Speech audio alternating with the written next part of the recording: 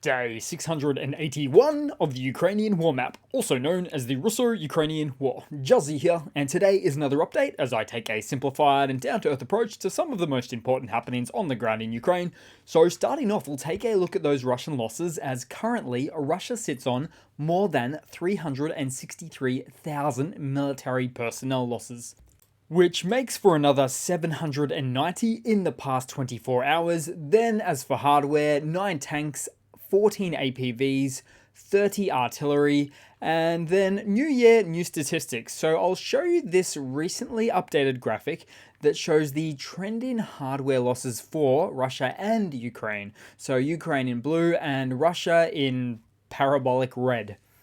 Then we head across to the map today to Chelyabinsk in western Russia, but still quite literally 1,000 miles away from Ukraine, where someone filmed themselves burning down a Russian Su-34 jet, which is worth roughly 40 million US dollars. And some reports have suggested that there has been a hint of involvement by the GUR, otherwise known as the Main Directorate of Intelligence of Ukraine, otherwise known as that special defense branch of the government that has Bogdanov running as the executive. And Bogdanov, of which is a person who has been known to popularize or immortalize the words deeper and deeper.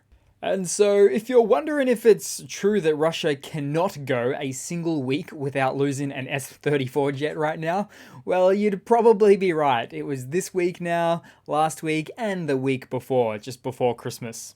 And in some cases, multiple jets per week, in fact, multiple jets per day, which is just a morale dampening or demoralizing situation for the Russian military to constantly find themselves in now.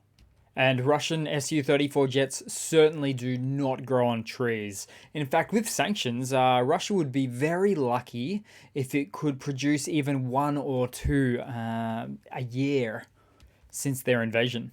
Then we'll head across to Moscow, the capital of Russia, today, as it's been reported that 3 districts within the oblast lost power overnight as a result of an explosion at a large substack, right as temperatures plummeted in Moscow to their lowest all winter, reaching levels of minus 27 degrees Fahrenheit, which is about minus 33 degrees Celsius. And events like these, so far, are for the most part new, unusual, and likely to be a further upcoming predicament for Moscow, as it heads into the coldest 2 months of the year. And although it's been widely reported and accepted that Russian President Vladimir Putin rigs elections in his favor, he still does need to provide the people of the 2 largest oblasts and cities in the country, so St. Petersburg and Moscow, some level of lifestyle comfort, for fear of otherwise becoming the subject of an angry mob, basically. Then we'll head down the map, still in Russia today, as Belgorod air defenses sounded off, popping off once again, and in this instance, the Russian MOD, or Ministry of Defense, said that 10 missiles were shot down over Belgorod. You heard that right, they said 10 missiles shot down. So either Ukraine has started mass serial production of their own indigenously developed missiles, which would be great for Ukraine, or the Russian Ministry of Defense was actually instead dealing with some drones, Ukrainian drones, which sounds much more impressive for Russia to take out when they're missiles. Because in terms of what Ukraine has, in terms of the missiles themselves, Ukraine does have some definitive hardware, software, and political restrictions and limitations on sending even one of their Western-supplied HIMARS, Storm Shadows, Scalp EGs, or ATACMS missiles into Russia, let alone firing 10 of them in there. But the point I probably am looking to make here is that Russia is operating within a very inaccurate information space, and will happily claim they shot down 10 missiles if it makes them feel better about themselves.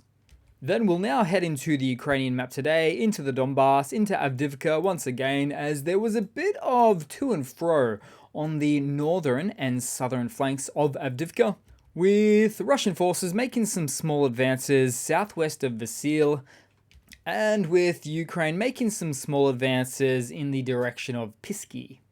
And then, as for this area, another abandoned Russian tank was spotted near the railway on the Avdiivka front.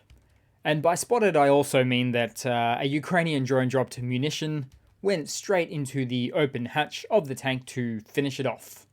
Then we'll move across to the Zaporizhzhia Oblast as explosions were reported in Berdyansk, which is quite rare these days due to Russian bases and HQs realizing that this was a vulnerable location for them some time ago. But multiple aspects of the Russian military do appear to have just a constant short-term memory. So I would speculate that Russian forces moved back into this supposed safe haven of a location only to be reminded that nowhere is safe any longer. And hey, you may remember a time when Russian units could hang back safely at these shoreline locations because they were just safely outside the range of an 88-kilometer HIMARS strike. But indeed, the battlefield dynamics or the battlefield range dynamics have certainly changed a lot since then. Then moving down to Crimea, as Russian air defense activity was quite active throughout multiple regions of the peninsula. So this included locations such as Jankoy, Yevpatoria, Saki, Feodosia, around the Kerch Bridge, and of course Sevastopol. With one Russian telegram channel reporting a target within the peninsula as being an air defense base, plus radar equipment that was hit, and this was just north of Yevpatoria, where in fact a Russian S-400 air defense system was taken out a few months ago as well.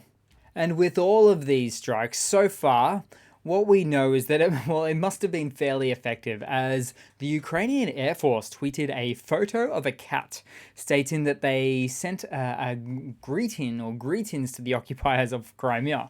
Very confidently there too, might I add, as you can see. Oh, then also, to add insult to injury, there was Russian air defenses active once again in Novorossiysk, which is beyond Crimea and within the internationally recognized Russian borders themselves. Then we'll head across to some news for today. A bit of news going on. So, Germany updated their list of aid supplied to Ukraine. And what's special about this update is the mention of the delivery of the first Skynex air defense system, which is one of the most modern Rheinmetall systems produced lately in Germany, which you might feel like you'd like to compare to the Gepards, also with their 35mm cannon.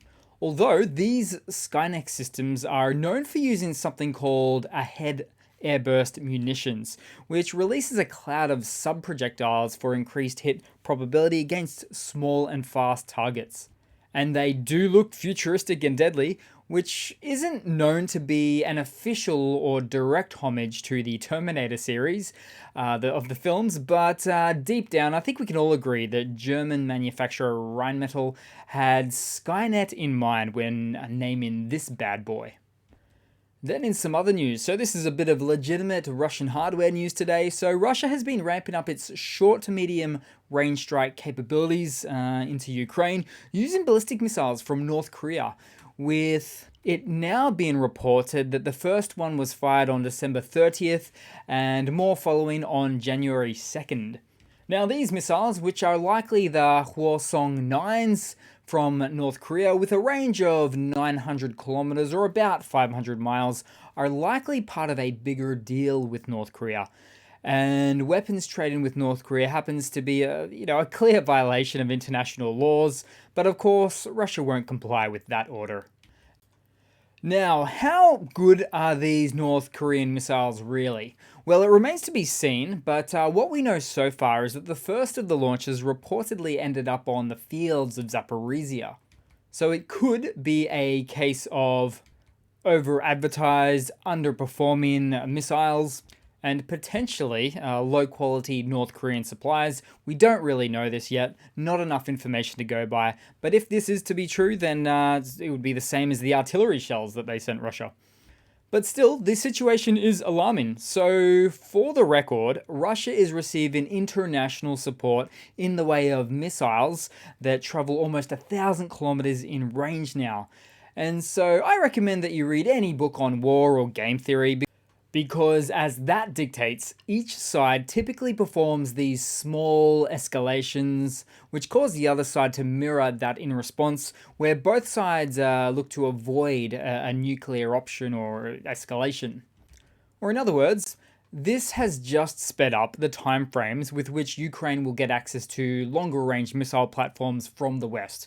Because international condemnation on an emotional level can actually be pretty powerful catalyst when political will has otherwise been lacking in strength. So just wait and see. Then moving across to a quick funny to round it all off for today, guys. So feast your eyes and be amazed by the BTR-82A Russian APC, equipped with a portable gulag for war crimes on the go. Now, apart from the physical confinement issues that I'll get into shortly, let's ask some tough questions here. So just how effective is this? Well, it depends on what you're hitting it with. So is it effective against cannon fire from infantry fighting vehicles such as a Bradley M2? Unlikely. How about a standard RPG? Probably not. Will it stop a javelin? Goodness gracious, no. And next, will it stop an FPV drone? Well, even though FPV drones are the very thing that this cage is awkwardly designed to defend against, Ukraine has, with some regularity now, been taking out full-on tanks with not one but two FPV drones flying in succession, which has even gained a lot of success against Russia's top tank, the T-90. But the even bigger problem I see here is that when soldiers have to abandon ship on this monstrosity at a moment's notice, then in reality it's going to be something more like a cooking cage for those poor bastards. So thanks for watching today, guys. Please leave a comment and like, subscribe if not already, and I do hope to see all of you guys there on the next one. Cheers!